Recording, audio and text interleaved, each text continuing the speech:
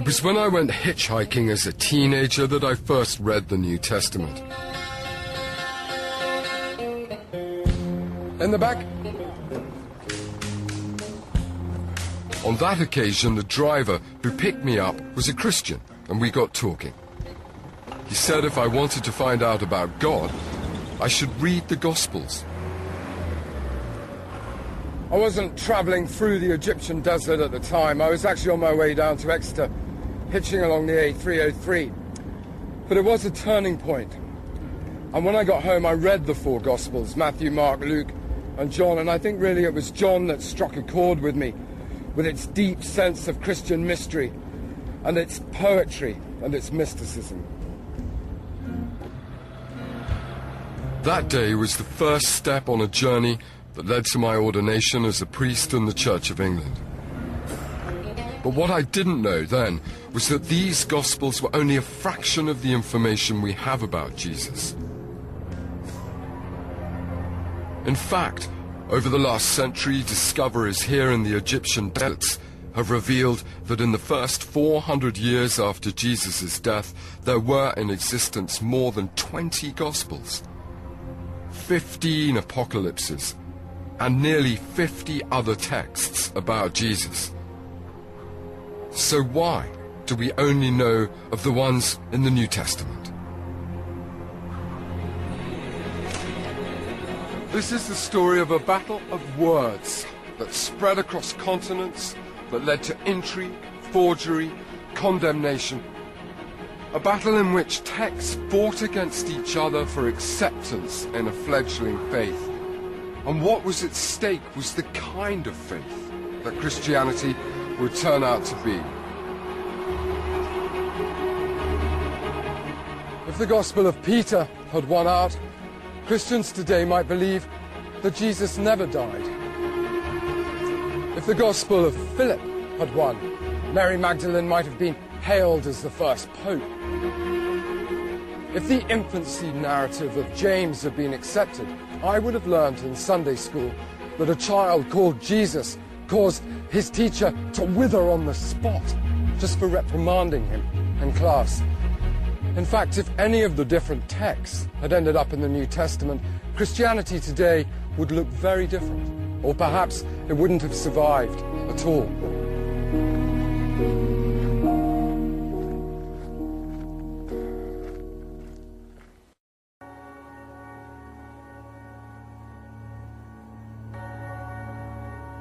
The New Testament, four Gospels, letters by the Apostles Paul, Peter and James, and the book of Revelation. It's a collection of texts that our society has taken utterly for granted as the books that form the basis of Christianity. Certainly this apparently perfectly ordered set of texts are those I've had to absorb. I've had to study since becoming a priest in the Church of England. But throughout all my theological training and all the conversations I've had with other priests and Christian academics, we've never really discussed, I never really knew about the countless other books that didn't make it into the New Testament.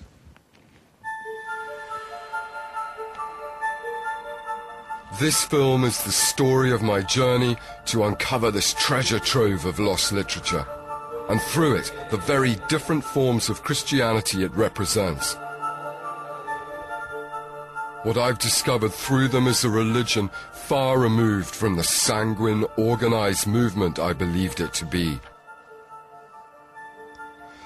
These lost Gospels were discarded by early church fathers as heretical, and they were left out of the New Testament. But I've come to believe that without them, we can't begin to understand the origins of the Christian church. These texts have reawakened in me a new fascination in Christianity and shown me what an extraordinary place the early church must have been. My journey begins in Egypt.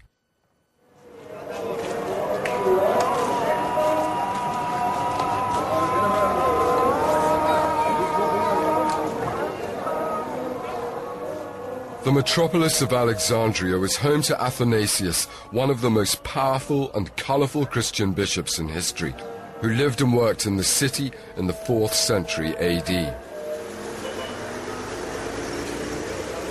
Described by one contemporary as a man whose face was radiant with intelligence, he wrote every year to all the Christians under his jurisdiction to tell them when to celebrate Easter. But in his 39th letter, written in 367 AD, he had something more controversial to say. What Athanasius included in his letter was a list, but not just any list. He named the 27 books which we now know make up the canon of New Testament scripture. And he made it clear, he made it very clear, that it was these and only these that the church approved of as scripture. Any other book, he said, should not be read. At a single stroke, he condemned a wealth of literature that had, up until that point, been regarded as Christian. The Gospels of Matthew, Mark, Luke, and John were permitted, but those of Mary, Philip, and Peter were condemned. The Acts of the Apostles was considered to be educational, but the Acts of Thecla were shunned. The first and second letters of Paul to the Corinthians were allowed, but I'm afraid the third one didn't make it. Nag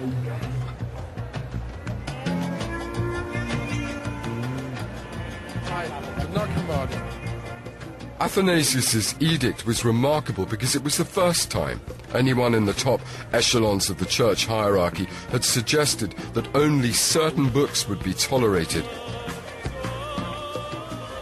And for nearly 2,000 years, those texts that the bishop banned remained a complete mystery to us. Really, all we have was scant references to them, found in the writings of their enemies, the early church fathers, who only mentioned them purely to condemn them and to warn his congregation of the erroneous teachings they contained.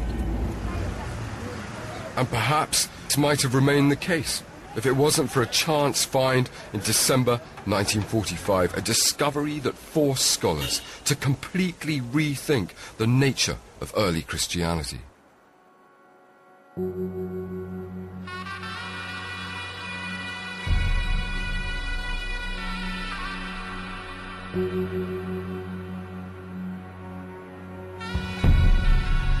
"300 miles south of Cairo, close to the Nile, is an area called Nag Hammadi.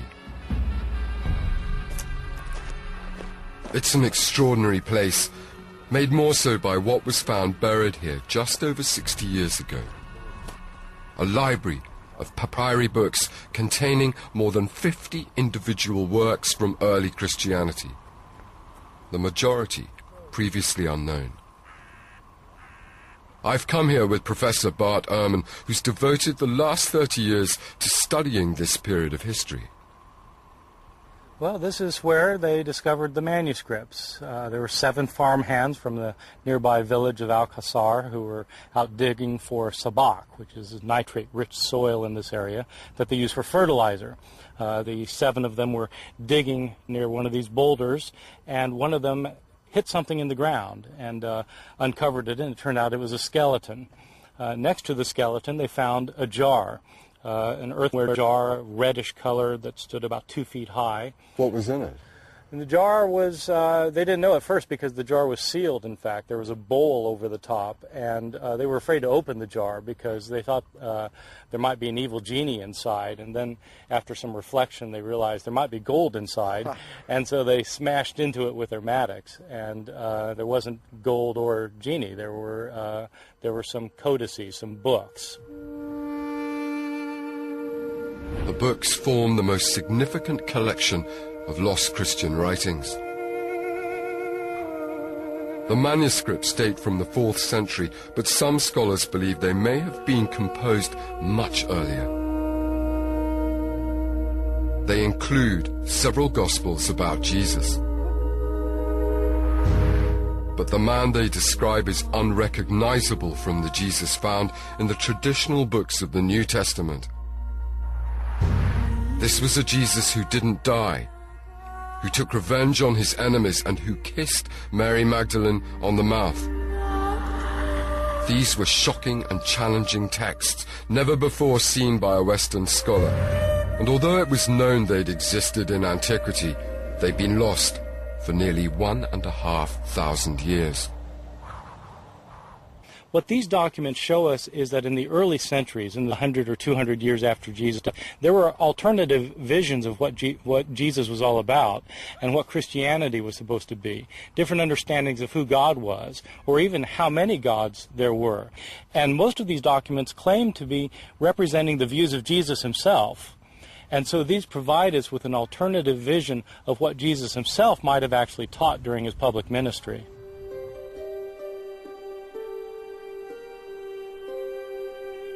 So why did these books end up buried here?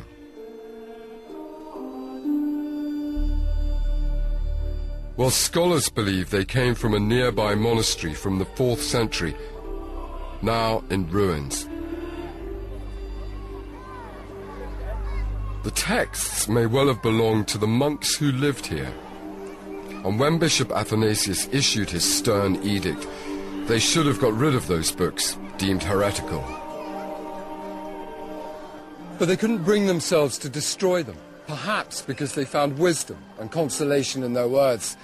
So they simply buried them, in order that they might be uncovered again some other day.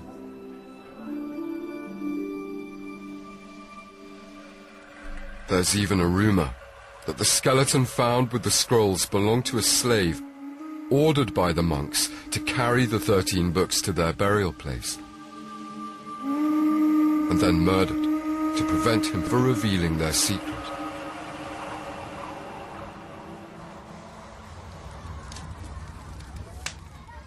Despite the monks' best efforts to protect their texts, ironically it was after their discovery by the Bedouin farmers in 1945 that they nearly didn't survive. Having found the papyri, the ringleader Ali ripped them up to divide them between his companions. When they showed no interest, he wrapped them in his turban and took them home. When he got there, he threw them into a courtyard which was reserved for animals. To make matters worse, his mother used some of the brittle leaves that evening to start a fire for the family meal. It's a miracle they survived at all. But survive they did, and one way or another the texts found their way north to the safety of one of Egypt's most respected museums.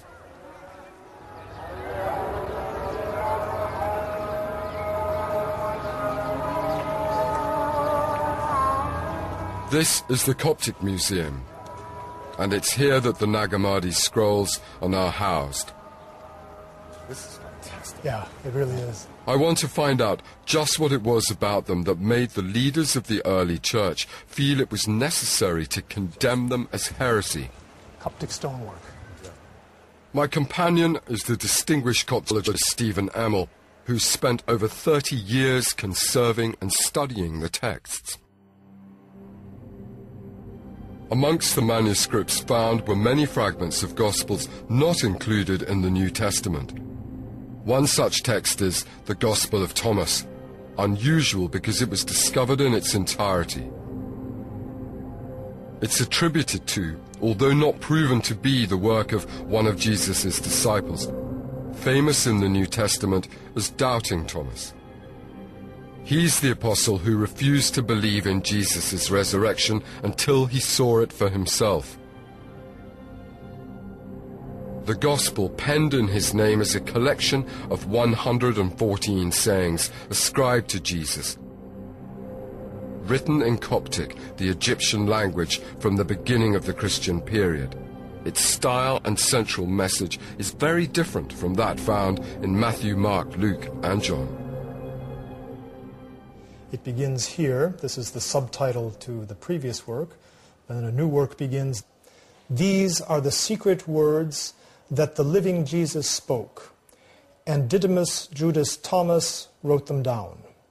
And then what follows in the Gospel is simply a series of sayings of Jesus. Most of them are introduced with the simple phrase, Jesus said. But there is no narrative framework. There's no mention of his death, no mention of his resurrection. Rather, it's things that Jesus said, puzzling things. And the point is for the reader to understand them, to think not simply to believe. So are the sayings from Thomas similar to